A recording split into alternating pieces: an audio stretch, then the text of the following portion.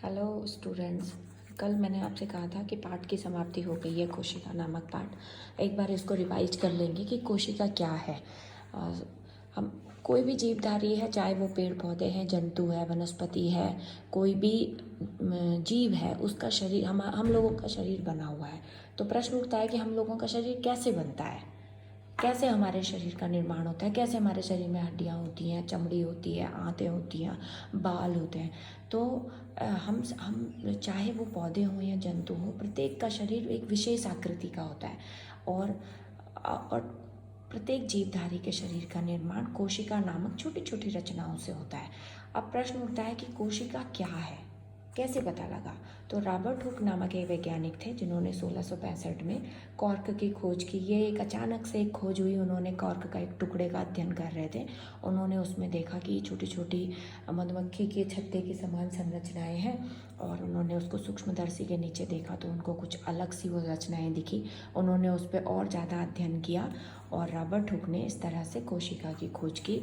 उन्होंने ही उस कोठरी नुमा संरचना, कोठरी नुमा का मतलब इस प्रकार की संरचनाएं थी, इस प्रकार की, जिस तरह से मधुमक्खी का छत्ता होता है, ये इस तरह से ज्वाइंट रहता है आपस में। तो उन्होंने जब ये संरचनाएं आराम से देखी, उन्होंने कहा ये तो कुछ विशेष सी संरचनाएं हैं, तो इसी तरीके से मधुमक्खी की छत्ता होता है। तो उन्होंने उनको कहा कोश, कोश यानी कि कोठरी। रॉबर्ट हुक ने ही ऐसी रचनाओं को कोशिका या सेल नामक शब्द दिया। और कोशिका की परिभाषा है किसी भी जीव की आधारभूत संरचनात्मक और क्रियात्मक इकाई को कोशिका कहा जाता है।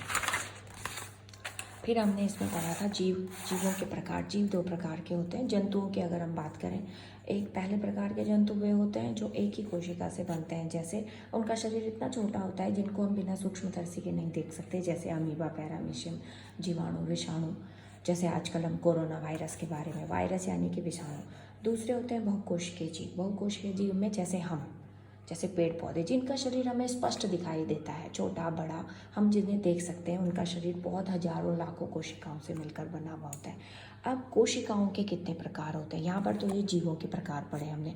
कोशिकाओं के प्रकार, कोशिकाएं दो प्रकार की होती है, प्रोकैरियोटिक कोशिका और यूकैरियोटिक कोशिका।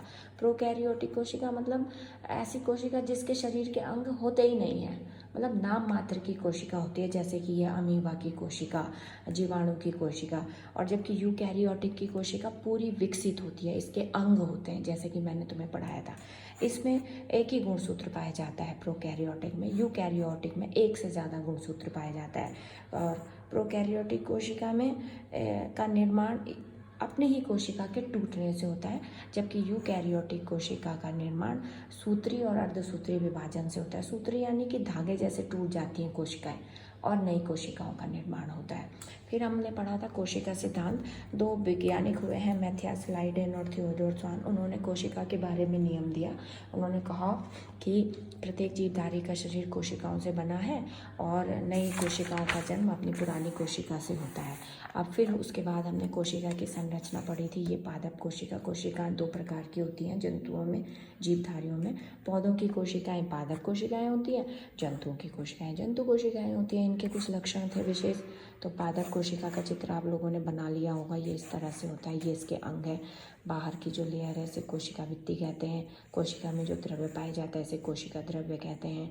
ये माइटोकॉन्ड्रिया है जो इसे कोशिका का पावर हाउस कहते हैं, क्योंकि यहाँ श्वसन कार्य होता है और एनर्जी बनती है।